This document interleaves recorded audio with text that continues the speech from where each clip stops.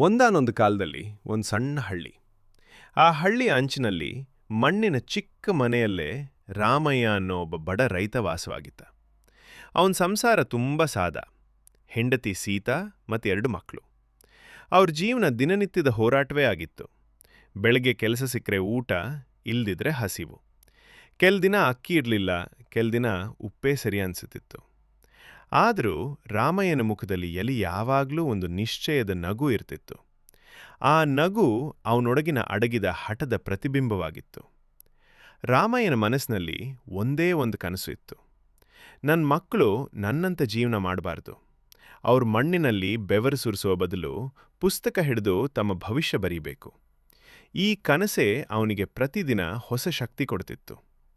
ಒಂದು ರಾತ್ರಿ ದೀಪದ ಮಂಕು ಬೆಳಕಿನಲ್ಲಿ ಮಕ್ಕಳು ಓದುತ್ತಿದ್ದಾಗ ಸೀತಾ ನಿಧಾನವಾಗಿ ಮಾತನಾಡಿದಳು.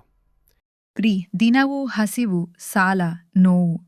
ಇಂಥ ಪರಿಸ್ಥಿತಿಯಲ್ಲಿ ಮಕ್ಕಳ ಓದು ಹೇಗ್ ಸಾಗುತ್ತೆ? ನಾಳೆಗೆ ಅಕ್ಕಿ ಇಲ್ಲ ಅಂದ್ರೆ ಏನ್ ಮಾಡೋದು? ಸೀತಾ, ಈ ಕಷ್ಟ ಇವತ್ತಿನದು. ಓದು ಇಲ್ಲದಿದ್ರೆ ಇದೇ ಕಷ್ಟ ಅವರ ಜೀವನ ಪೂರ್ತಿ ಬರುತ್ತೆ. ನಾನು ಇದನ್ನೇ ಇಲ್ಲಿ ಮುರಿಬೇಕು. ಪ್ರತಿದಿನ ಸೂರ್ಯೋದಯಕ್ಕೂ ಮುಂಚೆ ರಾಮಯ್ಯ ಎದ್ದು ಗದ್ದೆಗೆ ಹೊರಡುತ್ತಿದ್ದ.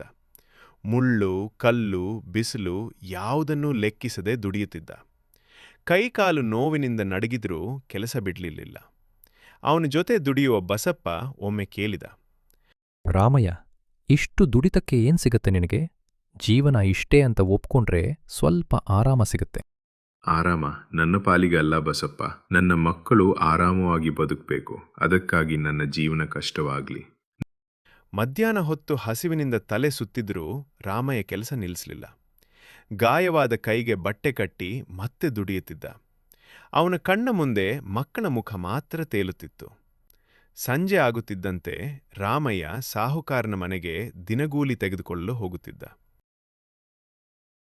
ನಮಸ್ತೆ ಸಾಹುಕಾರೆ, ಇವತ್ತಿನ ಕೆಲಸ ಎಲ್ಲ ಮುಗಿದಿದೆ.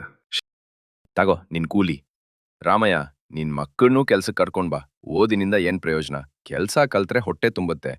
ಕ್ಷಮಿಸಿ ಸಾಹುಕಾರೆ, ನನ್ನ ಮಕ್ಕಳು ಕೆಲಸ ಕಲಿಯೋದಿಲ್ಲ. ಅವರು ಜೀವನ ಕಲಿಯಬೇಕು. ಅದಕ್ಕೆ ಓದಬೇಕು. ಹೊಟ್ಟೆ ತುಂಬದೆ ಓದ್ ಹೇಗೆ? ಹೊಟ್ಟೆ ಹಸಿದರೂ ಪರವಾಗಿಲ್ಲ, ಅವರ ಭವಿಷ್ಯ ಹಸಿದಿರಬಾರದು. ಅಲ್ಲಿಂದ ರಾಮಯ್ಯ ಮನೆಗೆ ಬಂದಾಗ ಮಂಕಾದ ದೀಪದ ಬೆಳಕಿನಲ್ಲಿ ಮಕ್ಕಳು ಓದುತ್ತಿರುವ ದೃಶ್ಯ ರಾಮಯ್ಯನ ಹೃದಯ ತುಂಬಿಸ್ತಿತ್ತು. ಕೆಲ ದಿನ ಗಂಜಿ ಮಾತ್ರ, ಕೆಲ ದಿನ ನೀರೇ ಊಟ.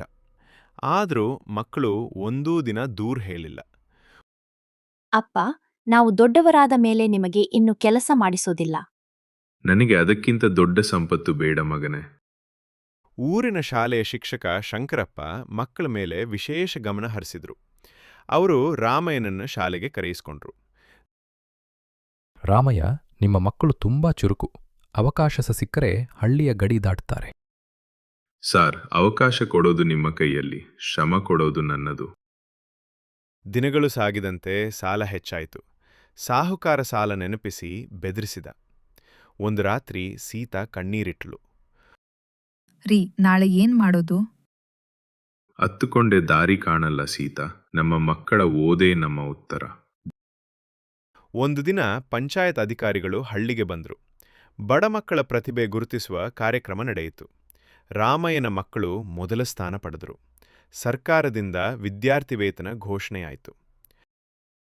ಆ ದಿನ ರಾಮಯ್ಯ ದೇವರ ಮುಂದೆ ನಿಂತು ಮೌನವಾಗಿ ಕಣ್ಣೀರಿಟ್ಟ.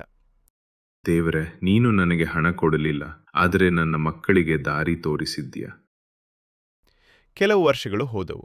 ಮಕ್ಕಳು ಪಟ್ಟಣಕ್ಕೆ ಹೋಗಿ ಕಾಲೇಜಿನಲ್ಲಿ ಓದಿದ್ರು. ಅಪಮಾನ, ಒಂಟಿತನ, ಕಷ್ಟ ಎಲ್ಲವನ್ನೂ ಎದುರಿಸಿದರು. ಆದರೆ ತಂದೆಯ ಮಾತುಗಳು ಅವರಿಗೆ ಧೈರ್ಯ ನೀಡಿದವು. ಕೊನೆಗೆ ಒಬ್ಬನು ಶಿಕ್ಷಕನಾದ, ಮತ್ತೊಬ್ಬನು ಸರ್ಕಾರಿ ನೌಕರನಾದ. ಹಳೆಯ ಮಣ್ಣಿನ ಮನೆ ಪಕ್ಕಾ ಮನೆಯಾಯಿತು. ಊರಿನವರು ಗೌರವದಿಂದ ಮಾತನಾಡತೊಡಗಿದ್ರು. ಒಂದು ದಿನ ಸಾಹುಕಾರನೇ ರಾಮಯ್ಯನ ಮನೆಗೆ ಬಂದ. ರಾಮಯ್ಯ, ನಾನ್ ಹಿಂದೆ ತಪ್ಪಾಗಿ ಯೋಚಿಸಿದ್ದೆ. ನಿನ್ ಹಠವೇ ನಿನ್ ಗೆಲುವಾಯ್ತು.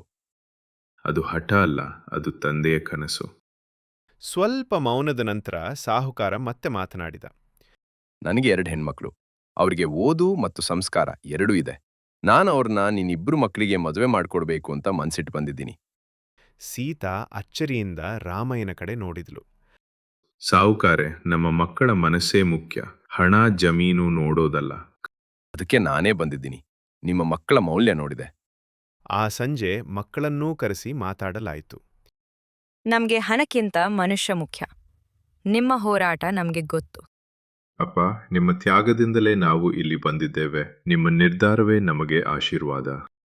ಹಿರಿಯರ ಮಾತುಕತೆ, ಮಕ್ಕಳ ಒಪ್ಪಿಗೆ ಎಲ್ಲವೂ ಒಟ್ಟಿಗೆ ಬಂದವು. ಊರಿನವರೆಲ್ಲ ಈ ಸಂಬಂಧವನ್ನು ಮೆಚ್ಚಿದ್ರು. ಹಿಂದೆ ಹಸಿವಿನಿಂದ ನರಳಿದ ರಾಮಯ್ಯನ ಮನೆಗೆ ಇಂದು ಸಂತೋಷದ ಸುದ್ದಿ ತುಂಬಿತು. ಮದುವೆ ದಿನ ಹಳ್ಳಿ ಹಬ್ಬದಂತಾಯಿತು. ಡೊಳ್ಳು, ನಾದಸ್ವರ, ಜನರ ನಗು. ರಾಮಯ್ಯ ಮಂಟಪದಲ್ಲಿ ಕುಳಿತುಕೊಂಡು ಕಣ್ಣೀರಿಟ್ಟ.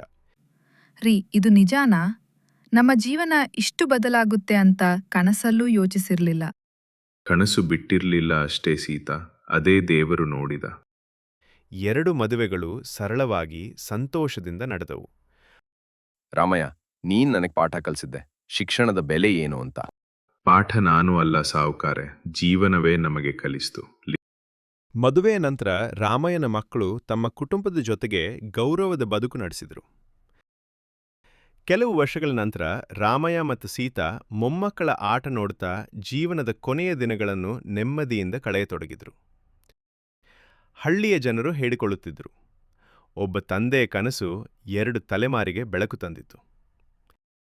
ಹೀಗೆ ಬಡತನದಲ್ಲಿ ಹುಟ್ಟಿದ ರಾಮಯ್ಯನ ಕನಸು ಶಿಕ್ಷಣ, ತ್ಯಾಗ ಮತ್ತು ನಂಬಿಕೆಯ ಮೂಲಕ ಸಂಪೂರ್ಣವಾಗಿ ನೆರವೇರಿತು.